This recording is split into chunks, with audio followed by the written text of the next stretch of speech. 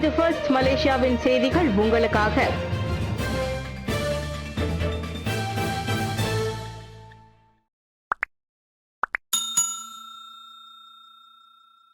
Kota Madani திட்டத்தின் பெயரை மாற்றுமாறு எதிர்க்கட்சி எம்பி கோரிக்கை.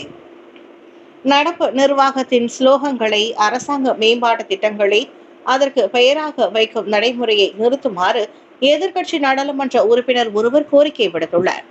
ஒருவேளை அரசாங்கம் மாறினால் இத்திட்டங்களால் மக்கள் பணத்திற்கு தான் விரயம் என பெரிகதான் நேஷனை சேர்ந்த தாசி குழுகோ நாடாளுமன்ற உறுப்பினர் வான்சைஃபுல் வான்ஜான் கூறினார். புத்ரஜயாவில் 102 ஏக்கர் நிலப்பரப்பில் கோத்தா மடானி மேம்பாட்டு திட்டத்தை கூட்டரசு பிரதேச அமைச்சர் டாக்டர் சலிஹா முஸ்தபா நேற்று அறிவித்தது குறித்து அவர் கருத்துரைத்தார். 30,000 பேருக்கான 10,000 குடியிருப்பு வீடுகளை உள்ளடக்கிய அத்திட்டத்தின் பூமி பூஜை வரும் ஜூன் 26 நடைபெறவிருக்கிறது. அரசாங்கங்கள் மாறும்போது கண்டிப்பாக அந்த ஸ்லோக முத்திரைகளும் மாறும். இதனால் பண விரயம் ஏற்படும். ஆகவே அரசாங்கங்கள் மாறினாலும் நீடித்து நிலைத்திருக்கும் வகையிலான பெயர்களை முன்வைப்பதே சிறந்ததாக இருக்கும் என வான் சைஃபுல் கூறினார். எனவே கோத்தா மடானி பெயரை மாற்றுமாறு அவர் அரசாங்கத்தை கேட்டுக்கொண்டார். 100க்கும் குறைவான உறுப்பினர்கள் உள்ள ஆலயங்களுக்கு மானியம் இல்லை. சிவனேசன் கருத்துக்கு சிவசுப்பிரமணியம் கண்டனம். 100க்கும் குறைவான உறுப்பினர்களை பதிந்து கொண்டுள்ள ஆலயங்களுக்கு மாநில அரசு சார்பில் வழங்கப்படும் உதவி நிதி நிறுத்தப்படும் என்று பேராக் மாநில ஆட்சிக்குழு உறுப்பினர் சிவனேசன் தெரிவித்துள்ள கருத்து இந்து சமய நடவடிக்கைக்கும் ஆன்மீக வழிபாட்டு முறைக்கும் பேரளவில் பாதிப்பை ஏற்படுத்தும் என்பதால் இது கண்டனத்திற்கு உரியது என்று மாய்கா தேசிய ஊடக பிரிவு தலைவர் எல் சிவசுப்பிரமணியம் தெரிவித்துள்ளார். ஆலயங்கள் முறையாக சங்க பதிவக ROS பதிவை கொண்டிருக்கின்றனவா, ஆலய நிர்வாக குழுவினர் சீராக செயல்படுகின்றனரா, நிதி நிர்வாகமும் கணக்கு அறிக்கையும் சரியாக இருக்கிறதா போன்ற அம்சங்களை கவனத்தில் கொண்டு அரசாங்க நிதி வழங்குவதற்கான முடிவு எடுக்கப்பட வேண்டும். இதை விடுத்து உறுப்பினர்களின் எண்ணிக்கையின் அடிப்படையில் நிதி வழங்கப்பட வேண்டும் என்பது நியாயமற்றது. நாடெங்கிலும் மேம்பாட்டு திட்டங்களும் உருமாற்ற நடவடிக்கையும் தொடர்ந்து மேற்கொள்ளப்பட்டு வரும் நிலையில் ஆலயங்கள் பலவிதமான சிக்கல்களை எதிர்கொண்டுள்ளன. தேசிய தரவு பாதுகாப்பு சட்டம் மக்களுக்கானது. கோவிந்த் சிங் உத்தரவாதம். இலக்கவியல் தரவு பகிர்வுக்கான கொள்கை விரைவில் வெளியிடப்படும் என இலக்கவியல் அமைச்சர் கோவிந்த் சிங் டியோ தெரிவித்துள்ளார். சட்டம் 864 எனப்படும் 2025 ஆண்டு தரவு பகிர்வு சட்டம் ஏப்ரல் 28 அதிகாரப்பூர்வமாக நடைமுறைக்கு வந்ததை அடுத்து இந்த கொள்கை வெளியிடப்படுகிறது. தனி மனித தரவு என்பது ரகசியமாகவும் முறையாகவும் பாதுகாக்கப்பட வேண்டியது.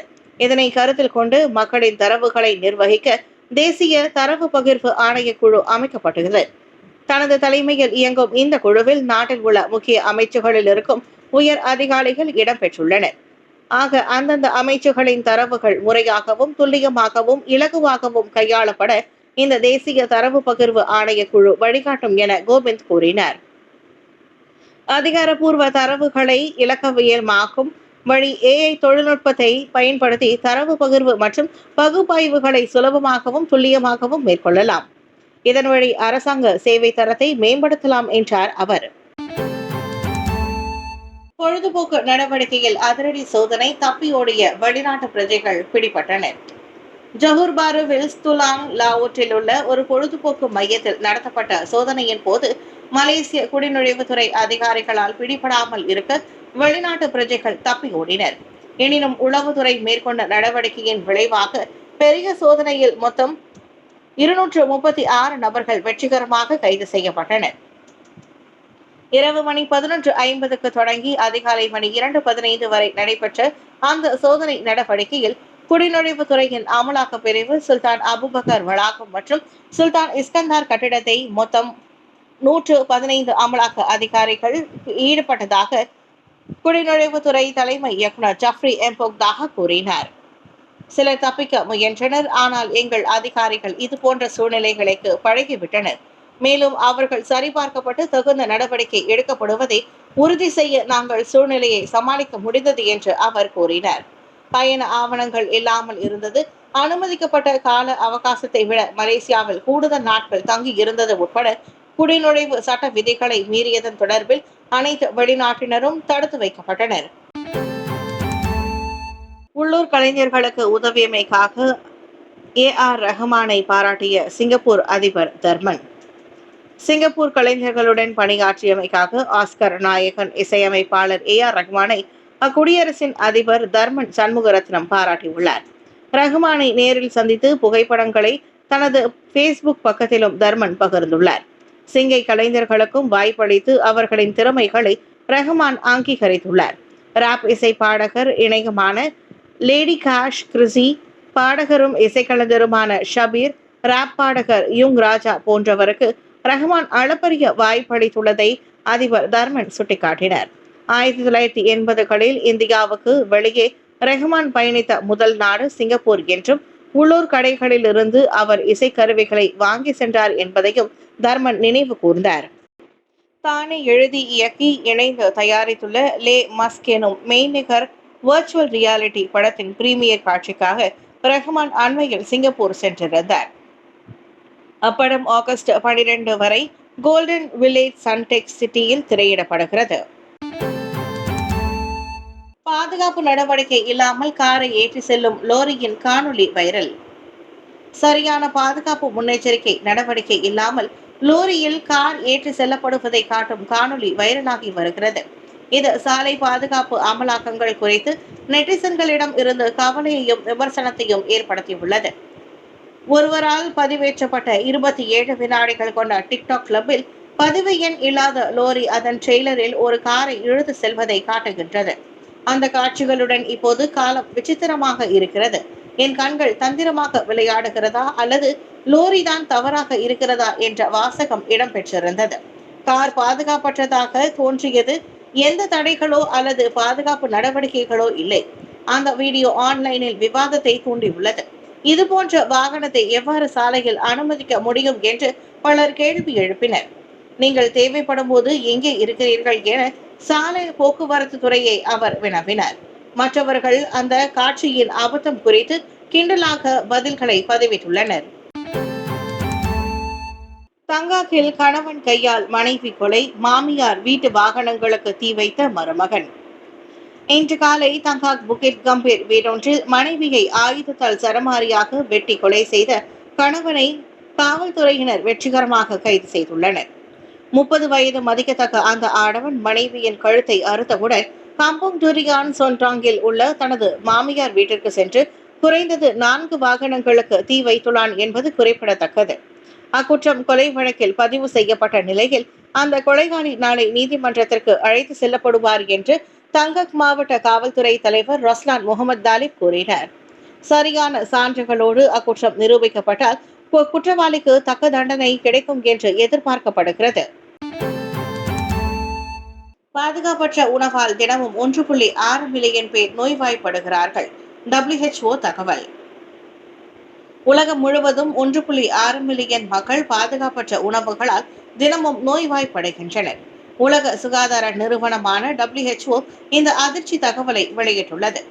எனவே அறிவியல் அடிப்படையிலான கொள்கைகள் மற்றும் நடைமுறைகள் மூலம் உணவு பாதுகாப்பை உறுதி செய்வதற்கான உலகளாவிய முயற்சிகளை அதிகரிக்க WHO அழைப்பு விடுத்தது. உணவு பாதுகாப்பு என்பது உலகளாவிய பொறுப்பு என சனிக்கிழமை உலக உணவு பாதுகாப்பு தினத்தை முன்னிட்டு சுவிட்சர்லாந்தின் ஜெனீவாவில் நடைபெற்ற ஐநா சபையின் செய்தியாளர் சந்திப்பில் WHOவின் ஊட்டச்சத்து மற்றும் உணவு பாதுகாப்பு துறையின் விஞ்ஞானி சைமன் மோரோஸ் ரல்ஸ் கூறினார். பாதுகாப்பாக இல்லாவிட்டால் அது உணவே அல்ல என்பதை புரிந்து கொள்ள வேண்டும் என்றும் அவர் நினைவூர்த்தினார். தொடரும் வெப்பத்தினால் பொதுமக்கள் எச்சரிக்கையுடன் இருக்க வேண்டும். மலேசியாவின் பல மாவட்டங்களை அண்மையில் பாதித்த கடுமையான வெப்பம் தென்மேற்கு பருவமழையால் ஏற்படுகிறது. இது பொதுவாக நாடு முழுவதும் குறைந்த மழைப்பொழிவை தருகிறது மற்றும் வறண்ட காலங்களில் அதிக வெப்பநிலைக்கு வழிவகுப்பதால் பொதுமக்கள் வெப்பநிலையின் காரணமாக கவனமுடன் இருக்க வேண்டும் என்று கேட்டுக் கொள்ளப்படுகின்றனர். இந்த நிலைமை பொது சுகாதார நிபுணர்கள் மற்றும் குடியிருப்பாளர்களிடையே கவலையை ஏற்படுத்தியுள்ளது. வெப்ப பக்கவாதம் குறிப்பாக முதியவர்கள், குழந்தைகள், கர்ப்பிணி பெண்கள் மற்றும் உடல் பருமன் உள்ளவர்களுக்கு ஆபத்தானது என்று மலேசிய தேசிய பல்கலைக்கழகத்தின் பேராசிரியர் ஷரீஃபா எசாத் வான் புதேத் எச்சரித்தார். இதனிடையே செப்டம்பர் மாதம் வரை வெப்பநிலை தொடரும் என்று எதிர்பார்க்கப்படுகிறது என மலேசிய வானிலை ஆய்வு துறையான மெட் மலேசியா இயக்குனர் டாக்டர் முகமது ஹிஷாம் முகமது அனீஃப் தெரிவித்தார். திறந்தவெளி எரிப்பும் தவிர்க்கப்பட வேண்டும். ஏனென்றால் இது புகை மூட்டம் மற்றும் சுற்றுச்சூழல் மாசுபாட்டிற்கு பங்களிக்கும். இருப்பினும் அவ்வப்போது இடியுடன் கூடிய மழை மற்றும் பலத்த மழை பெய்யக்கூடும். குறிப்பாக மேற்கு தீபகற்பம், வடக்கு சரவாக் மற்றும் மேற்கு சபாவில் காலை வேளைகளிலும் உள்நாட்டு பகுதிகள் மாலை அல்லது இரவில் பெய்யக்கூடும் என்று அவர் கூறினார். மக்களுக்கு இறைச்சி விநியோகத்திற்காக யானைகளை ஜிம்பாப்வே திட்டம். ஜிம்பாப்வேவில் யானைகளின் எண்ணிக்கை அதிகமாக இருப்பதால் டசன் கணக்கான யானைகளை கொன்று அதன் இறைச்சியை மக்களுக்கு விநியோகிக்கப்படும் என்று அந்நாட்டின் வனவிலங்கு ஆணையம் இன்று தெரிவித்துள்ளது. ஆப்பிரிக்க வட்டாரத்தில் போட்ஸ்வானாவிற்கு பிறகு உலகின் 2வது பெரிய யானை எண்ணிக்கை கொண்ட நாடாக ஜிம்பாப்வே விளங்குகிறது. நாட்டில் தென்கிழக்கில் உள்ள ஒரு பரந்த தனியார் விளையாட்டு காப்பகத்தில் தொடக்க கட்டமாக 50 யானைகள் கொல்லப்படுவது இலக்காக கொண்டிருக்கும் என்று ஜிம்பாப்வே பூங்காக்கள் மற்றும் வனவிலங்கு ஆணையமான ஜிம் பார்க்ஸ் வெளியிட்ட அறிக்கையில் கூறியது. எனினும் மொத்தம் எத்தனை யானைகள் கொல்லப்படும் என்ற விவரம் வெளியிடப்படவில்லை. யானை இறைச்சி உள்ளூர் சமூகங்களுக்கு விநியோகிக்கப்படும் என்பதோடு அவற்றின் தந்தங்கள் அரசு சொத்தாக இருக்கும். அவை பாதுகாப்பிற்காக ஜிம் பார்க்ஸிடம் ஒப்படைக்கப்படும் என்று அது கூறியது. யானை தந்தங்கள் வர்த்தகத்திற்கு உலகளாவிய தடை விதிக்கப்பட்டுள்ளதால் ஜிம்பாப்வே தனது தந்தங்களின் கையிருப்பை விற்க முடியவில்லை. தலைநகர் ஹராரேயில் 230 கிலோவிற்கும் அதிகமான தந்தங்களுடன் 4 பேர் கைது செய்யப்பட்டதை தொடர்ந்து தந்தங்களை வாங்குபவர்களை தேடும் நடவடிக்கை தீவிரமாக மேற்கொள்ளப்பட்டு வருகிறது.